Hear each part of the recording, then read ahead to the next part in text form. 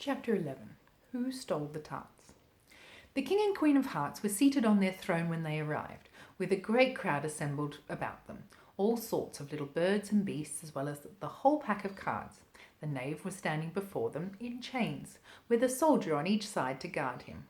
And near the king was the white rabbit, with a trumpet in one hand and a scroll of parchment in the other. And in the very middle of the court was a table, with a large dish of tarts upon it. They looked so good that it made Alice quite hungry to look at them. I wish they'd get the trial done, she thought, and hand round the refreshments. But there seemed to be no chance of this, so she began looking at everything about her to pass the time. Alice had never been in a court of justice before, but she had read about them in books and was quite pleased to find that she knew the name of nearly everything there.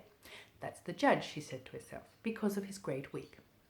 The judge, by the way, was the king, and as he wore his crown over the wig, he did not look at all comfortable, and it was certainly not becoming. And that's the jury box, thought Alice, and those 12 creatures. She was obliged to say creatures, you see, because some of them were animals and some of them were birds. I suppose they're the jurors. She said this last word 2 or 3 times over to herself, being rather proud of it, for she thought, and rightly too, that very few little girls of her age knew the meaning of it at all. However, jurymen would have done just as well. The 12 jurors were all writing, very busy on slates. "What are they doing?" Alice whispered to the Griffin. "They can't have anything to put down yet before the trial's begun." "They're putting down their names," the Griffin whispered in reply, "for fear they should forget them before the end of the trial." "Stupid things!" Alice began in a loud, indignant voice, but she stopped hastily, for the White Rabbit cried out, "Silence in the court!" And the king put on his spectacles and looked anxiously around to make out who was talking.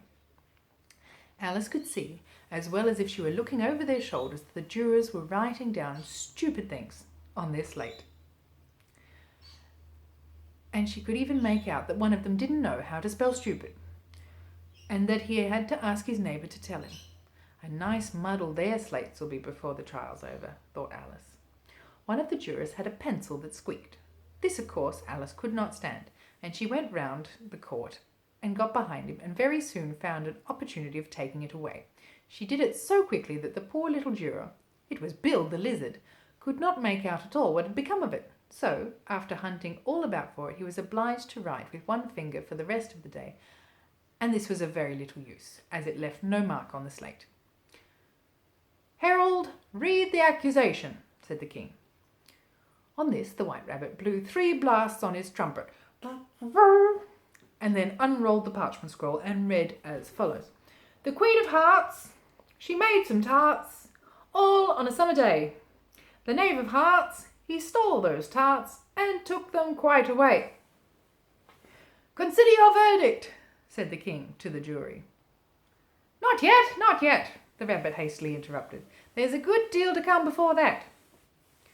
"Call the first witness," said the king, and the White Rabbit blew 3 blasts on the trumpet and called out, "First witness!" The first witness was the Hatter. He came in with a teacup in one hand and a piece of bread and butter in the other.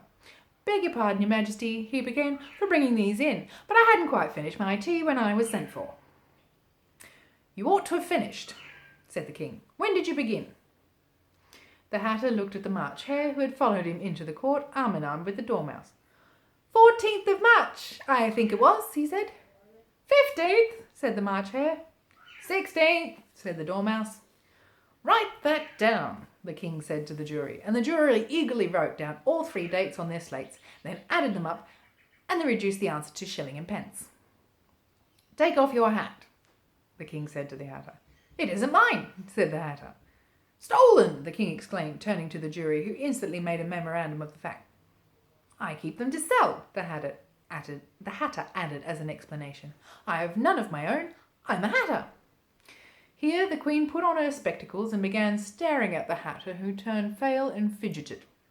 "Give your evidence," said the king, "and don't be nervous, or I'll have you executed on the spot."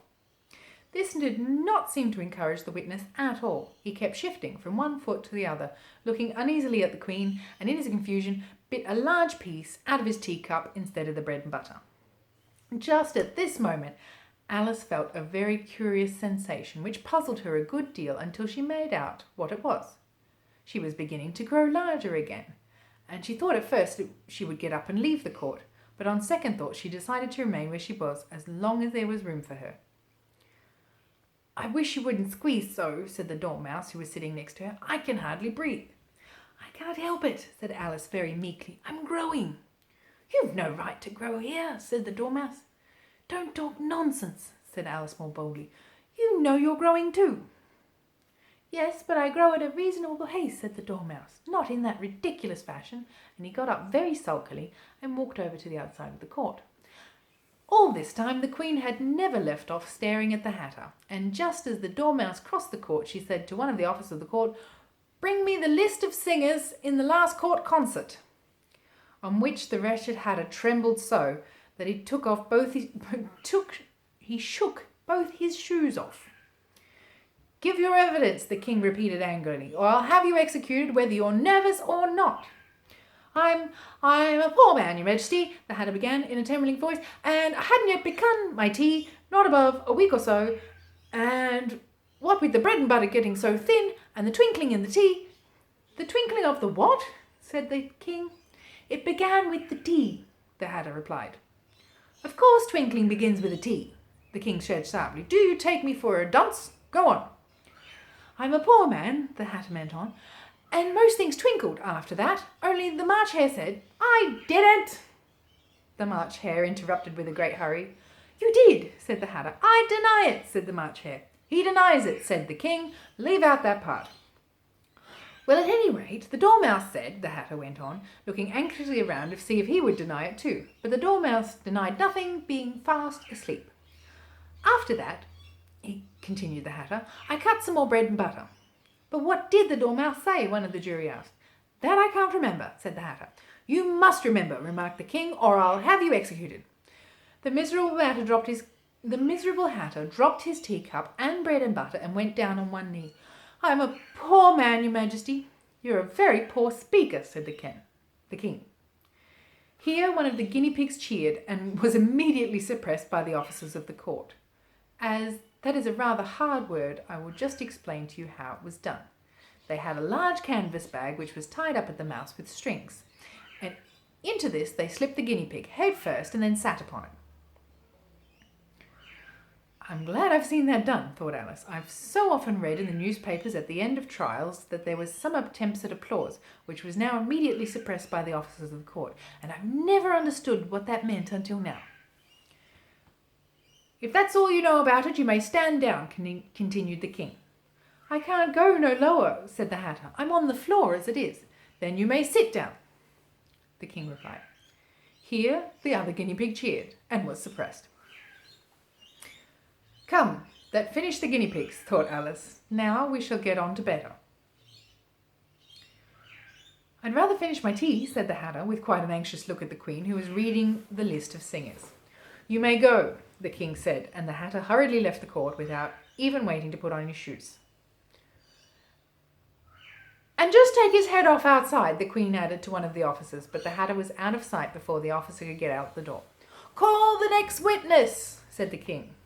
The next witness was the Duchess's cook.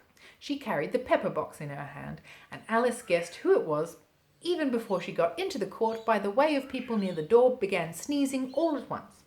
"Give your evidence," said the King. "Shan't," said the cook.